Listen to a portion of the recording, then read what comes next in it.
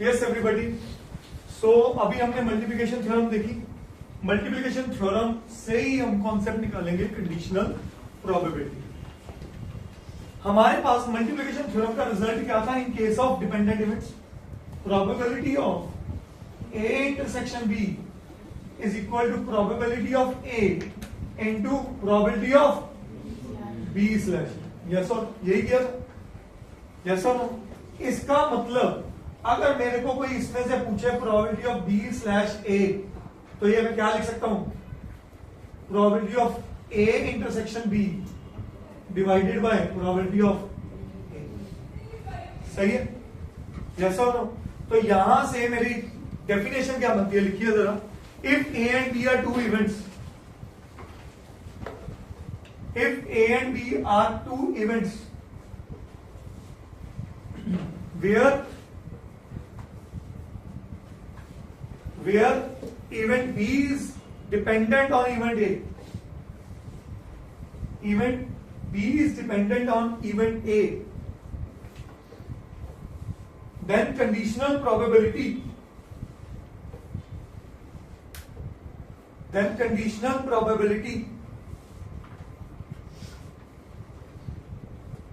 of event B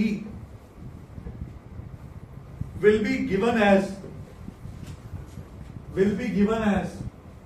probability of B slash A equals probability of A intersection B upon probability of A। ये जो मैंने लिखा upon probability of A।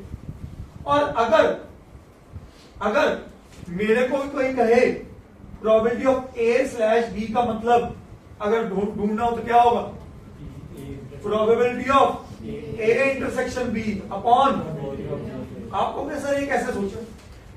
बड़ा simple way जो मैं पता नहीं कितने चैप्टर्स में यूज कर चुका हूं, जो पीछे वो, ये आपने फ्रेज मेरे मुंह से कई बार सुना होगा, कई डिफरेंट चैप्टर्स में, प्रोजेक्शन में भी सुना, जो पीछे वो मतलब इसका मतलब है, आप सुनना है, इसको पढ़ना कैसे?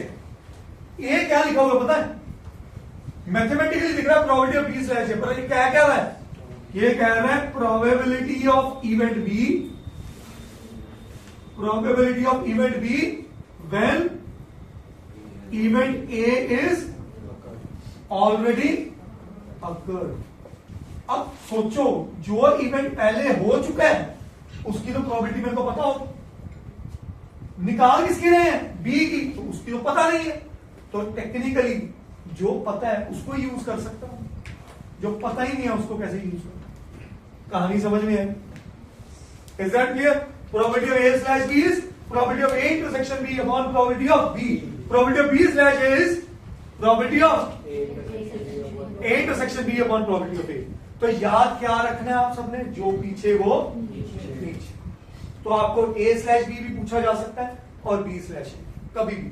अब आते हैं इसके वो चीज जहां पे हर बच्चा, मैंने आपको पहले बोल रहा हूं मल्टीप्लिकेशन थ्योरम हर बच्चा खा जाएगा, और 90% बच्चे 2 नंबर का क्वेश्चन आना ही आना है बोर्ड्स लेवल पे कंडीशनल का 100%। और जो तीसरी थ्योरम लिखी थी बेस थ्योरम, केस स्टडी या 5 मार्कर उसमें से आने ही आना, श्योर कभी नहीं हुआ कि प्रोबेबिलिटी का बेस थ्योरम का क्वेश्चन आया।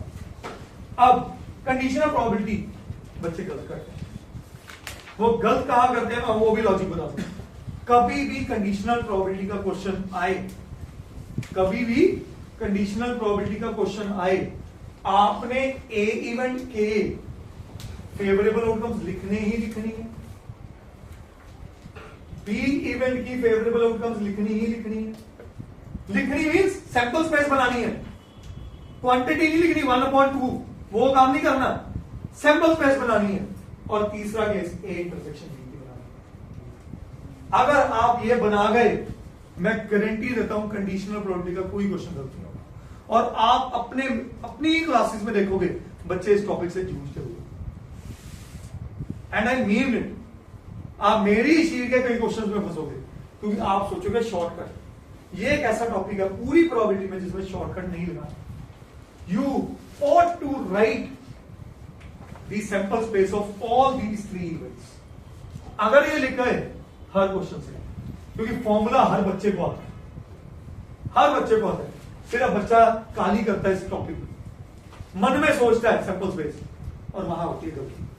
मैं फिर बोल रहा हूं सैंपल स्पेस पेन डाउन कर। Let's do few questions of condition करिए।